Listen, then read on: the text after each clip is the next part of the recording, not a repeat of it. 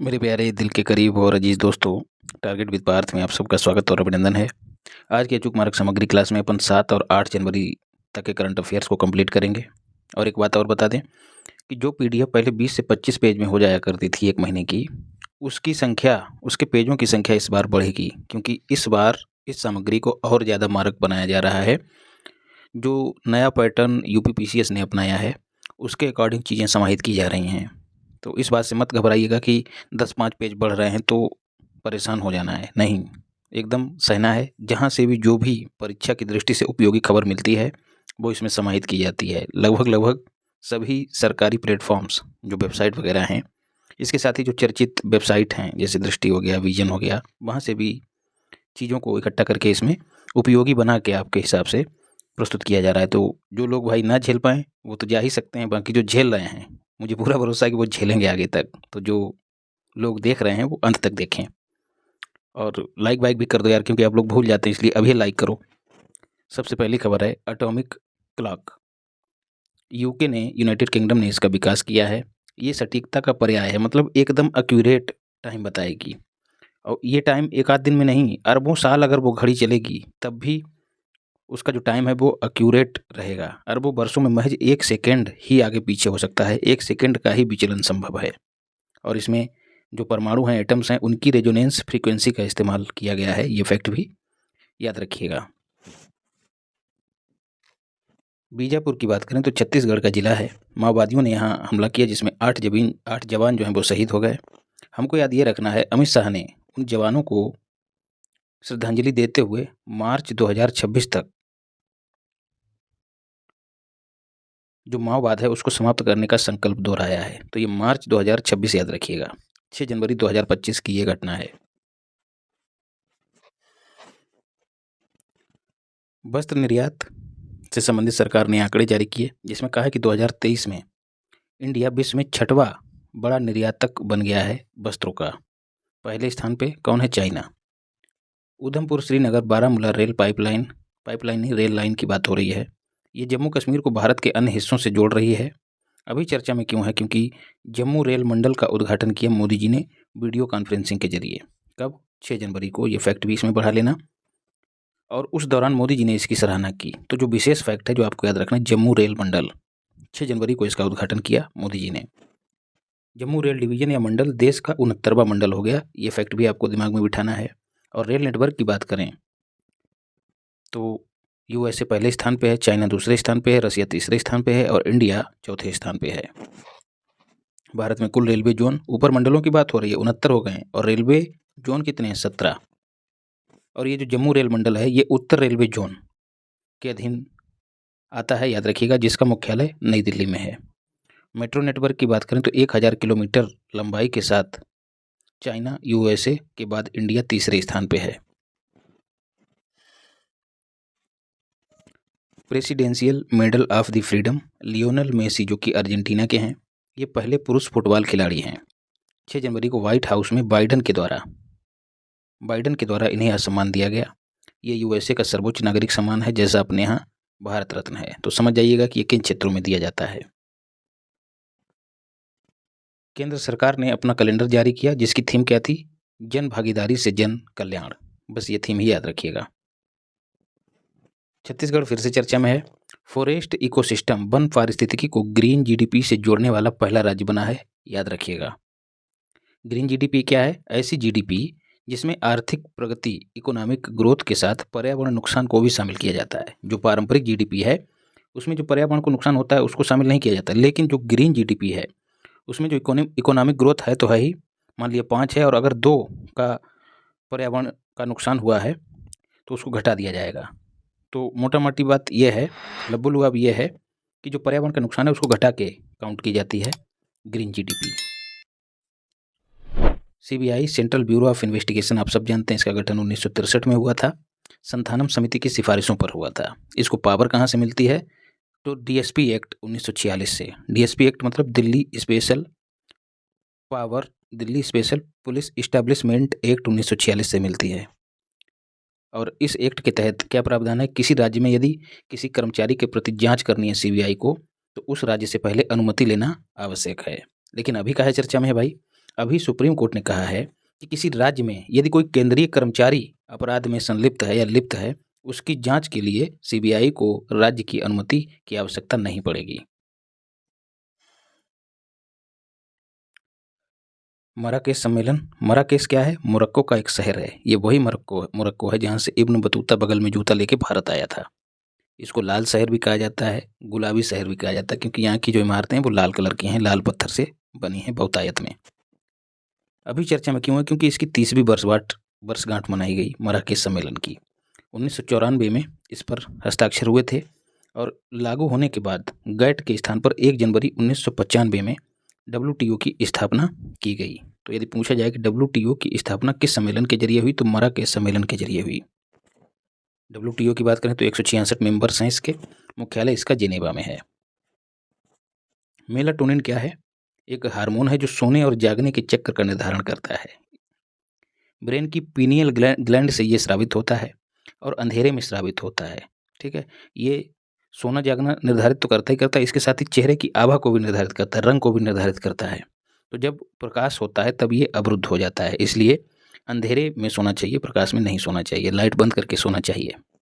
अभी चर्चा में क्यों है? क्योंकि वैज्ञानिकों ने ये निष्कर्ष निकाला है शोध के जरिए कि पार्किंसन रोग, जो कि तंत्रिका तंत्र से संबंधित रोग है, जिसमें आपने देखा होगा जो बड़े बुजुर्ग होते हैं उनका सिर हिलने लगता है, तो पार्किंसन रोग के निदान में इसका इस्तेमाल किया जा सकता है। लीड्स मोस्ट इंपॉर्टेंट है भाई। फुल फॉर्म क्या? Logistics easy across different states. ये लीड्स का 6वां सर्वेक्षण है। किसने किया है? तो वाणिज्य और उद्योग मंत्रालय ने किया है। मंत्री इसके कौन है? ये कमेंट बॉक्स में बताओ। लॉजिस्टिक्स प्रदर्शन सुधार के बारे में ये जानकारी देता है। लॉजिस्टिक्स आप सब जानते हैं, रसद की आपूर्ति, जो सामान है उसका आवागमन और भंडारण, इन सब का समुच्चय ही होता है लॉजिस्टिक्स। 2018 में इसको पहली बार तैयार किया गया था वर्ल्ड बैंक के लॉजिस्टिक्स परफॉर्मेंस इंडेक्स के आधार पर। यूपीपीसीएस क्या कर रहा है? इसी तरीके से कथन बना रहा है।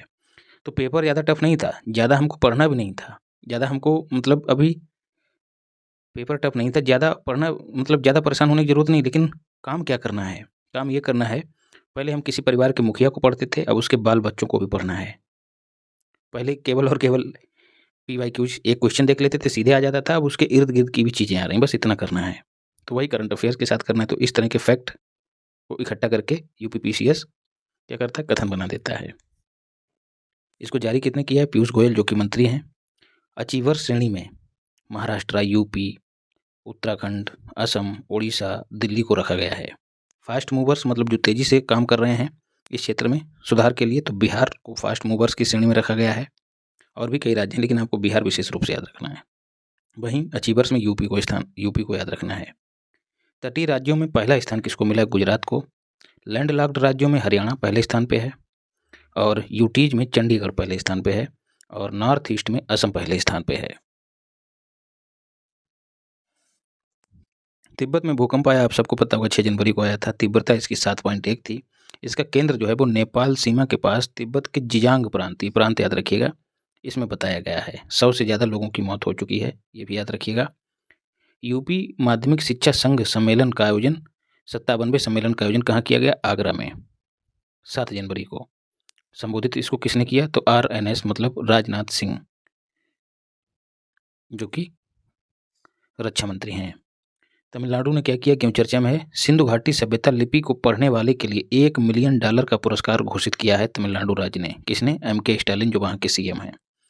लिपि जो है आप सबको पता है सिंधु घाटी सभ्यता की राइट टू लेफ्ट लिखी जाती है, और हम देवनागरी में क्या करते हैं? लेफ्ट टू राइट लिखते हैं, और उसमें क्या होता है? Right to left. Bharatpol most important है, एक पोर्टल है। विकास इसका किसने किया है? तो CBI ने किया है। शुभारंभ इसका AS मतलब अमित शाह ने किया है। कब? 7 जनवरी को। डेट भी याद रखनी है। कहाँ से? भारत मंडपम से। इसमें क्या है? जो भारत की जांच एजेंसियां हैं, इसके साथ राज्यों की जो पुलिस है, और इसके साथ ही इन दोनों को 195 देशों का जो इंटरपोल है उसके साथ जोड़ा गया है। इससे क्या होगा? अपराध नियंत्रण में वृद्धि होगी। तो ये सब जो जांच एजेंसियां, इसके साथ ही राज्यों की पुलिस जो है, जब इंटरपोल के साथ मिलकर काम करेगी तो तेज़ी से काम होगा और अपराध नियंत्रण को बढ़ावा मिलेगा, जानकारी साझा होगी। 19 प्रकार के डाटाबेस जो हैं इस पर उपलब्ध हैं।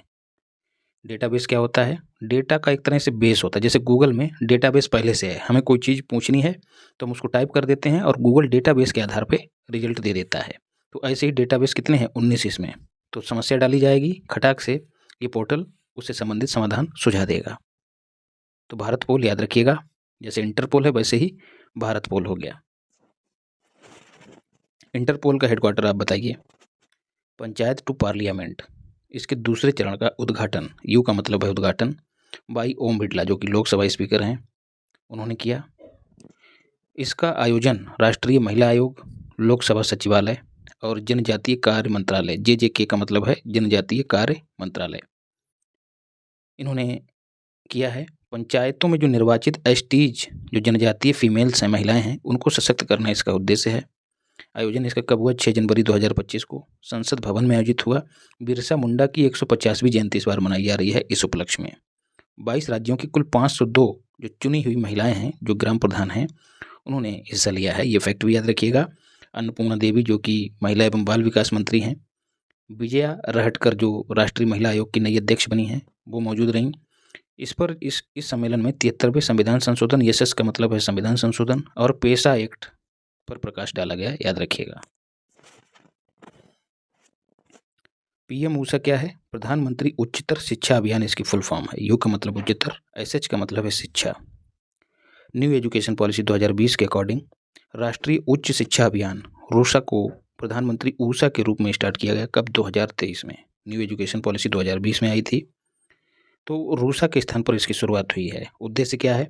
राज्यों में जो विश्वविद्यालय हैं और जो महाविद्यालय हैं, उनका वित्त पोषण किया जाएगा। काहे के लिए? उनके डेवलपमेंट के लिए। इंपॉर्टेंट स्कीम है, याद कर लीजिएगा। अभी चर्चा में क्यों रही है? क्योंकि ओडिशा के लिए 676 करोड़ रुपए की मंजूरी मिली है इस स्कीम के तहत। PDF के लिए टारगेट विद पार्थ को ज्वाइन कर लीजिए, टेलीग्राम है और यूट्यूब चैनल है, उसको सब्सक्राइब कर लीजिए। और लाइक वाइक भी कर दो यार, भूल गए होगे आप लोग। पोएम 4, इस पे डेक्स मिशन हम पहले ही पढ़ चुके हैं। जब उसको लॉन्च किया गया था तो उसके साथ इसे भी लॉन्च किया गया, जिसके तहत लोबिया बीजों का अंकुरण हुआ है। ये मैं पहले ही आपको बता चुका था, लेकिन उसमें पोएम का उल्लेख नहीं किया था, तो इसको भी उसमें जोड़ लीजिएगा। HMPV मामले, ये वायरस है दोस्तों, बेंगलुरु में इसके मामले देखे गए हैं। इसके मामले बच्चों और वृद्धों में देखे जाते हैं, लाइक एज कोविड-19। तो इसको हम पहले विस्तार से पढ़ चुके हैं, बस ये जान लीजिए कि इसके मामले बेंगलुरु में देखे गए हैं। ग्लोबल पावर सिटी इंडेक्स 2024 6 जनवरी को मोरी फाउंडेशन जो कि जापान का है, उसने जारी किया। इसका आधार क्या होता है? इकोनॉमी होती है, रिसर्च एंड डेवलपमेंट होता है, लाइफ स्टाइल होता है। इन सब आधारों पर इसको तैयार किया जाता है और रैंकिंग जारी की जाती है।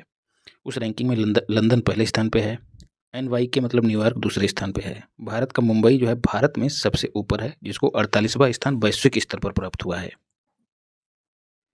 एक भूल सुधार है दोस्तों, बीटा जनरेशन की अवधि जो है, जो हम लोग पहले ही पढ़ चुके हैं, वो 1 जनवरी से लेकर 31 दिसंबर 2039 है, जबकि मैंने 2045 लिखाई है, उसमें सुधार कर लीजिएगा।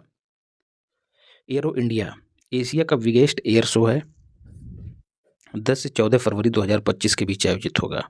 कहाँ? एयरफोर्स स्टेशन है बेंगलुरु, वहाँ पर आयोजित होगा। थीम इसकी क्या है? Runway to a billion opportunities. फराली सखी महाराष्ट्र सरकार की एक पहल है, नीति आयोग के महिला उद्यमिता मंच के सहयोग से शुरू की गई है। इसमें फीमेल्स जो हैं उनको रोजगार दिया जाएगा और उनको आत्मनिर्भर बनाया जाएगा।